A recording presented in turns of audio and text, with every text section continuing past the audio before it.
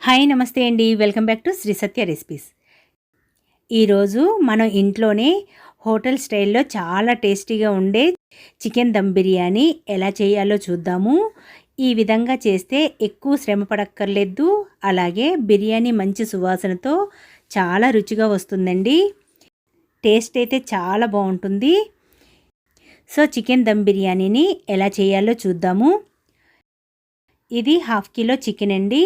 శుభ్రంగా 2-3 సార్లు కడిగి ఇంకొకసారి ఇంట్లో ఉండే పుల్లటి పెరుగు కానీ నిమ్మరసాన్ని కానీ చికెన్లో వేసి కడగాలి. చికెన్ నీచు వాసన రాకుండా ఉంటుంది. నేనైతే ఇంట్లో ఉన్న పుల్లటి మజ్జిగను వేసి కడిగాను. ఇందులో 2 టీ స్పూన్ అల్లం వెల్లుల్లి పేస్ట్ని వేసుకోవాలి. 1.5 teaspoon salt, 1 teaspoon garam masala powder, 1 teaspoon biryani masala powder, 2 teaspoon కారం,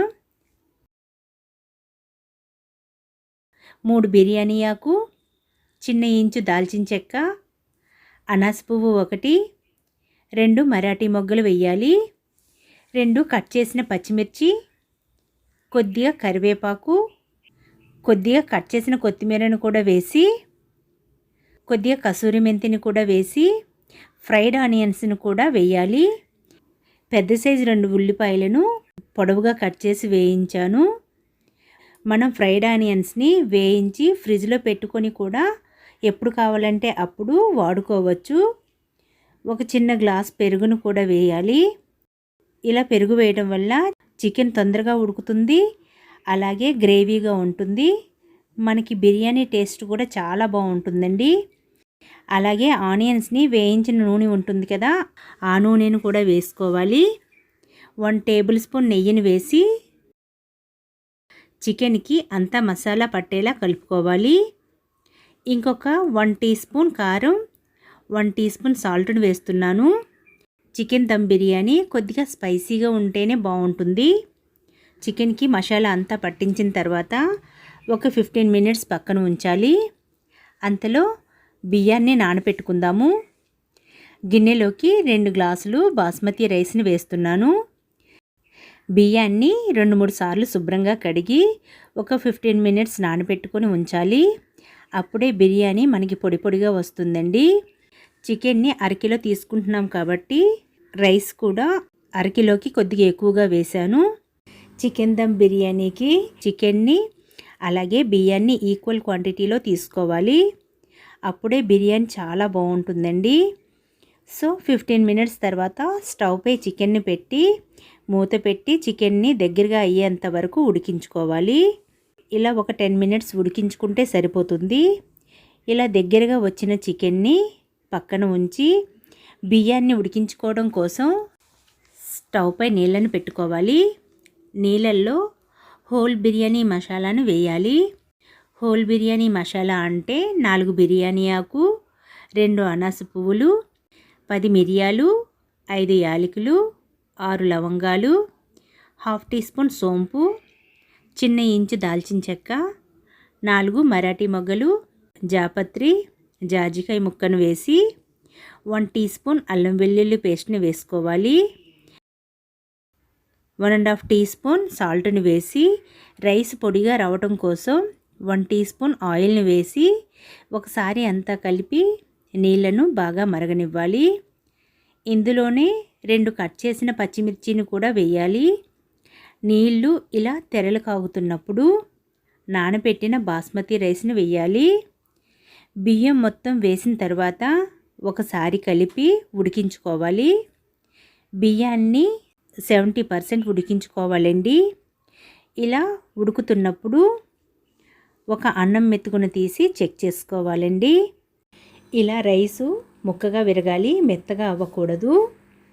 ఇలా 70% ఉడికించిన తరువాత ఈ రైస్ని పక్క స్టవ్ పై పెట్టి దమ్ వేయటం కోసం పాతది నాన్ స్టిక్ ప్యాన్ పెడుతున్నాను. మన దగ్గర పాతవి అట్ల ప్యానాలు ఏమైనా ఉంటే వాటిని పాడేయకుండా ఇలాంటప్పుడు ఉపయోగించుకోవచ్చు. ప్యానం బాగా వేడెక్కనివ్వాలి. మనం దగ్గరగా ఉడికించిన చికెన్ని పెట్టి చికెన్ పైన లేయర్స్ లాగా రైస్ని వేయాలి.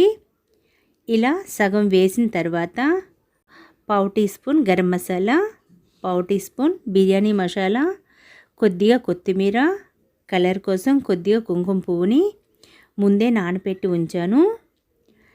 ఈ సెఫ్రాన్ వాటర్ని కూడా వేసి 1 టేబుల్ స్పూన్ నెయ్యిని వేయాలి. మీ దగ్గర కుంకుమ పువ్వు లేకపోతే అలాగని ఫుడ్ కలర్ కూడా వేయటం ఇష్టం లేకపోతే 2 టేబుల్ స్పూన్ ఆయిల్ని వేడి చేసి అందులో 1/2 టీ స్పూన్ పసుపును వేసి కలిపి పైన వేయాలి. అలా వేస్తే పసుపు వాసన రాదు, మంచి కలర్ వస్తుందండి.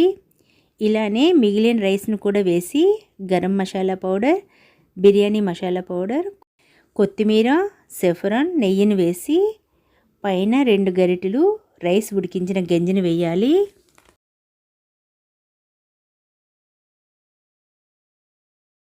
ఇలా పైన గంజిని వేసిన తర్వాత మూత పెట్టి పైన రైస్ వండిన వేడి గంజి ఉంటుంది కదా, ఆ గంజి గిన్నెని పైన పెట్టాలి. ఒక 20 మినిట్స్ లో ఫ్లేమ్లో ఉడికించాలి. 20 మినిట్స్ తర్వాత మూత తీస్తున్నాను. చూస్తున్నారు కదా, రైస్ మెత్తగా దమ్ అయిపోయింది. ఇంతేనండి, చికెన్ దమ్ బిర్యానీ రెడీ అయిపోయింది. ఇలా ఎక్కువగా శ్రమ పడకుండా హోటల్ స్టైల్లో ఇంట్లోనే చేసి పెట్టండి. చాలా రుచిగా స్పైసీగా ఉంటుంది. ఈ బిర్యానీని రైతాతో కానీ ఆనియన్స్తో కానీ వేడివేడిగా సర్వ్ చేయండి.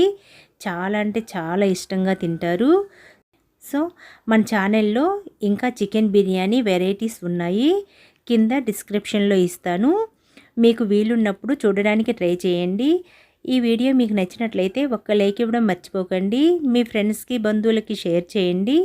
మన ఛానల్ని కొత్తగా చూస్తున్న వారైతే ప్లీజ్ సబ్స్క్రైబ్ చేసుకోండి.